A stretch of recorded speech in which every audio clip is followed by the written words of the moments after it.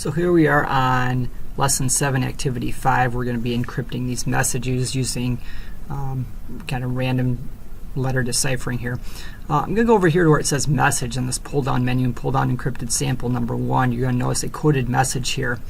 And the letter frequencies that you see up here in kind of the orange color tell you how often these letters appear in our message. You'll notice the letter G appears frequently, so do the letters P, U, V, and Y. Now these are not actual letters. The actual letters of the alphabet that occur most frequently are listed down here. Now these letters here are not listed at necessarily the same frequencies as the one up here. But one thing that you could do is you could assign the percentages at the top row here by percent. If you click on this button, it'll organize these into the most frequently occurring letters in this document to the least occurring. And you could do the same thing for the letters down here in blue. If you could arrange these by percentages, in general, the most common letter of the alphabet is E, followed by T, A, O, I, N, so on and so forth. If you assign these values, these blue values, corresponding to these, sometimes what you'll see is some sort of pattern. And occasionally what will happen is that this message here will get translated correctly. Now, some things to me look good. I like the fact that I see a single letter A right here. I think we've translated that value correctly. I'm guessing A kind of corresponds with the old P.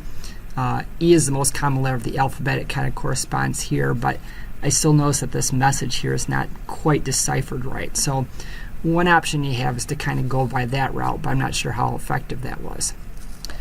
Sometimes what I also like to do is use either a combination of that or, again, think of some letters that you think match up pretty well. I'm guessing the E matches up there pretty well with what the G was. I think we're pretty happy with what the A was as well. Now, other things I might look for is like a three-letter word like the that would end with E. And I see kind of this KRE word appear a few times in the document. I'm guessing that the K right here, it corresponds with the letter T. I think that was right.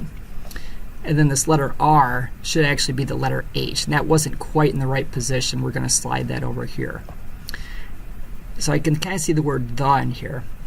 Now the next thing that we want to do is look for other words that you think you can kind of unscramble based on like things that are listed in the document.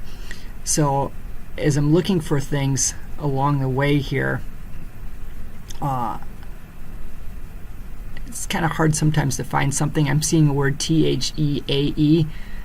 That could be either there or these. So sometimes you have to kind of try, maybe I'll try an S with the A and see if that kind of works well. It might. It's kind of hard to tell right now, so you can kind of play around with it. But eventually you should be able to unscramble some of these words that you see here. And that's kind of the goal of doing this. So your job is going to be to encrypt this first sample here, and then we'll try to encrypt some of these other samples using the same measurements.